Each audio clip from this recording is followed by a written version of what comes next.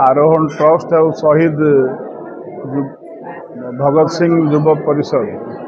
M सौजन्य मिलित सहयोग स्वास्थ्य ये सेवा स्वास्थ्य शिविर होती तेणु बहुत सुंदर प्रयास कर सेवामूलक कार्यक्रम अच्छी सेवा को ओल्टेले बासे तेणु जी जो भी सेवा कम कर निश्चित भाव समाज रे तार गोटे प्रभाव पड़ुची आ विशेषकर भुवनेश्वर भाया गोटे प्राइम जगार आ जयदेव विहार भी गोटे प्राइम लोकेशन अच्छी भुवनेश्वर तेणु जो युव बंधु एमाने प्रयास करते स्वास्थ्य संपद एवं राज्य एवं केंद्र सरकार भी स्वास्थ्य उपर पूरा फोकस कर आयुष्मान योजना एवं लॉन्च होती माननीय केंद्र मंत्री आसते जेपी नड्डा जी तेणु स्वास्थ्य यदि रमर जड़े नागरिक जदि सुस्थ रहा समाज सुस्थ रो बहुत सुंदर प्रयास कर लोकों मध्य जन माने अवेयरनेस स्वास्थ्य प्रति सचेतनता भी तेणु बहुत सुंदर प्रयास मुझे साधुवाद जनाऊँ जो कर्मकर्ता मैंने अच्छे प्रयास को साधुवाद अनुष्ठान उत्तरोत्तर कामना कर आमर आज यहाँ वार्ड नंबर 27 जयदेव विहार 52तम निःशुल्क स्वास्थ्य सेवा शिविर चली यहाँ आरोहण ट्रस्ट द्वारा परिचालित आरोहण ट्रस्ट आम शहीद भगत सिंह युव परिषद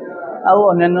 हॉस्पिटल मान मणिपाल हॉस्पिटल एम सहित मिसिकी आज आम 52तम स्वास्थ्य सेवा शिविर कर निःशुल्क स्वास्थ्य सेवा शिविर या द्वारा आमर ये आखपाख अंचल 27 नंबर वार्ड जयदेव विहार आईआरसी विलेज छाड़ी आखपाख अंचल लोक मैंने आज एठू आसी आसिक देखी चलते आमर आज ये दंत चिकित्सा चक्षु चिकित्सा ब्लड प्रेशर सुगर आउ फिजियोथेरापी ये चारोटी मुख्य ये चारोटी जिनस आम फोकस कर आज यहाँ गोटे स्पेशलाइज्ड हेल्थ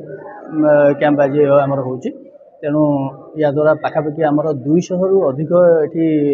रोगी आज देखी सारे अलरेडी आहरी आसुँच तेणु आम चेष्टा करूँ कि बस्ती अंचल लोक जो मैंने कि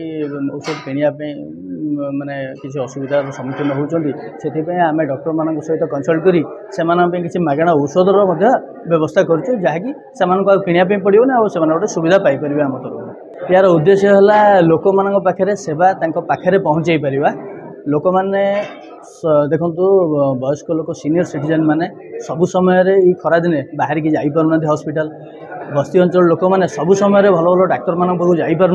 तेणु आम गोटे चेष्टा करूँ भल भल हॉस्पिटल डॉक्टर मान सहित जोगाजोग करी वयस्क लोक हूँ ये बस्ती अंचल लोक मान निकट में पहुँची गोटे सुविधार सुजोग सेवा दे पार आमर चेष्टा।